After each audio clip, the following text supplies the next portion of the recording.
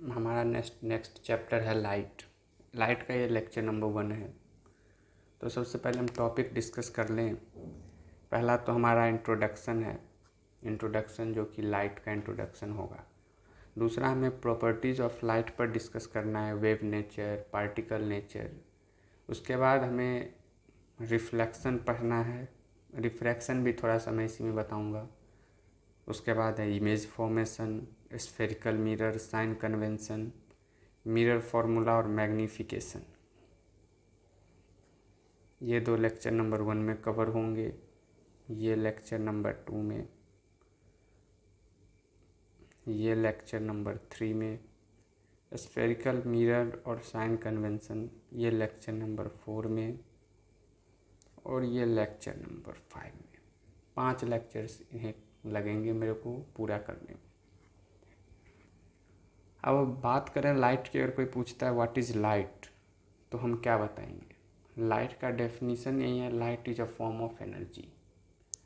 Light is a form of energy. Of course आगे आप 11th-12th में पढ़ेंगे लाइट कैसे फॉर्म ऑफ एनर्जी है। यहाँ बस ये याद रखना है, light is a form of energy, ठीक है, जो कि किसी भी चीज़ को विजिबल करता है। होता क्या है, हम बिना लाइट के अंधेरे में किसी चीज़ को नहीं देख पाते हैं, लेकिन लाइट होता है तो देख लेते हैं। क्यों?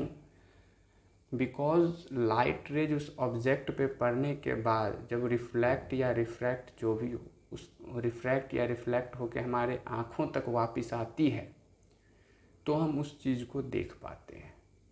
अगर लाइट रेज रिफ्लेक्ट ना हो, कोई ऐसा चीज़ हो जहाँ पे लाइट पड़े और वो लाइट रे को एब्जॉर्ब कर ले, तो फिर वो चीज़ इनविजिबल होगा। लाइट रे को मेरे आँखों तक वापस आना पड़ेगा अगर मुझे किसी चीज़ को देखना है तो। दूसरा है light tends to travel in a straight line. बिल्कुल सही बात है, लाइट रेज हमेशा ये चाहता है कि वो एक सीधे लाइन में चले, इस तरह से। लेकिन लाइट रेज सीधे लाइन में चलना तो चाहता है, लेकिन कभी कभार उसे हम मोड़ देते हैं, कभी कभार हम उसे रिफ्रैक्ट करा लेते हैं, और इसी सब फेनोमेना के बारे में हम आगे पढ़ेंगे। तीसरा, light have a dual nature. Okay, ये बात मैंने पहले ही बताया। लाइट के पास 2 नेचर होते हैं, वो वेव भी हो सकता है, वो पार्टिकल भी हो सकता है। लाइट के कुछ फेनोमेना ऐसे हैं जो कि उसे वेव बताते हैं, कुछ फेनोमेना ऐसे हैं जो कि उसे पार्टिकल बताते हैं। अलग अलग साइंटिस्ट का अलग अलग राय है इस पे। जैसे लाइट का जो इमिशन ऑफ इलेक्ट्रॉन है, फोटोन्स वगैरह का जो उसका जो कॉन्सेप्ट है, ये उसके पार्टिकल नेचर को बताता है। वहीं पे जो शैडोज़ वगैरह बनने की बातें होती हैं या फिर रिफ्रैक्शन वगैरह की होती हैं, इसके वेव नेचर को बताता है। तीसरा चीज़, light cast shadow. Of course light जा रहा है और उसके रास्ते आप देख रहे होंगे यहाँ पर शैडो दिख रहा है, ये सामने, ये अगर लाइट आ रहा है और मैं उसके सामने में किसी चीज़ को रख के उसको रोकूं तो वो शैडो बनेगा, ठीक है। स्पीड ऑफ लाइट 3 × 10⁸ मीटर पर सेकेंड होता है। ये यूनिवर्सल ट्रूथ है और ये आपको याद करना है। मेरे पास टाइम होता तो मैं आपको प्रूफ करके दिखाता कि कैसे होता है, बट अब आ गया रिफ्लेक्शन पे। रिफ्लेक्शन का मतलब क्या है? रिफ्लेक्शन का मतलब जस्ट बाउंसिंग। ये तो एक अगर डेफिनेशन कोई पूछे तो हम कह सकते हैं bouncing back of light when it strikes a polished surface. लेकिन रिफ्लेक्शन ज़रूरी नहीं है कि पॉलिश्ड सरफेस से ही हो। पॉलिश्ड सरफेस से जो रिफ्लेक्शन होता है इसे हम रेगुलर रिफ्लेक्शन कहते हैं। अनपॉलिश्ड सरफेस से भी रिफ्लेक्शन होता है जिसे हम इरेगुलर रिफ्लेक्शन कहते हैं। दोनों में कुछ डिफरेंसेस हैं।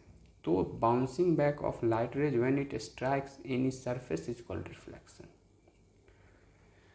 कुछ लॉज होते हैं रिफ्लेक्शन के, ये समझ लीजिए आप। इंसिडेंट रे है, लाइट रे यहाँ से आया, ये हमारा कोई प्लेन मिरर है, और लाइट रे यहाँ से आया, इस पॉइंट ओ पर स्ट्राइक किया और फिर यहाँ से ये रिफ्लेक्ट रे इधर चला गया। ये हमारा नॉर्मल है जो कि 90 डिग्री का एंगल बनाएगा इस प्लेन के साथ। और इसके लिए रिफ्लेक्शन के लिए जो लॉ लिखा जाता है वो लिखा जाता है angle I equal to angle R. ये है पहला law.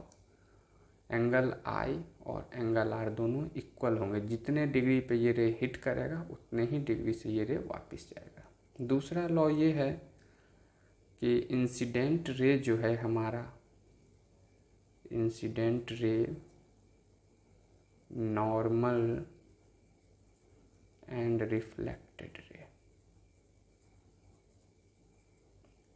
All lie in a same plane। ये सारा चीज़ एक सेम प्लेन में लाई करता है, ये और ये। डैट मीन्स ये पूरा चीज़ एक ही प्लेन में लाई करेगा, कोई भी इसके लिए दूसरा प्लेन नहीं होगा। तो ये दो रिफ्लेक्शन के लॉज हैं। दूसरा तो बस रटने की चीज़ है, पहला याद रखना है, और वो भी बस याद रखना है, इस पर क्वेश्चंस नहीं आते ज़्यादा। अब हम थोड़ा बात करते हैं रेगुलर और इरेगुलर रिफ्लेक्शन की। रेगुलर रिफ्लेक्शन क्या होता है? जैसा कि मैंने बताया कि लाइट रे आएगा और जितने एंगल से आएगा उतने ही एंगल पे वापस जाएगा, तो ये हो गया रेगुलर रिफ्लेक्शन,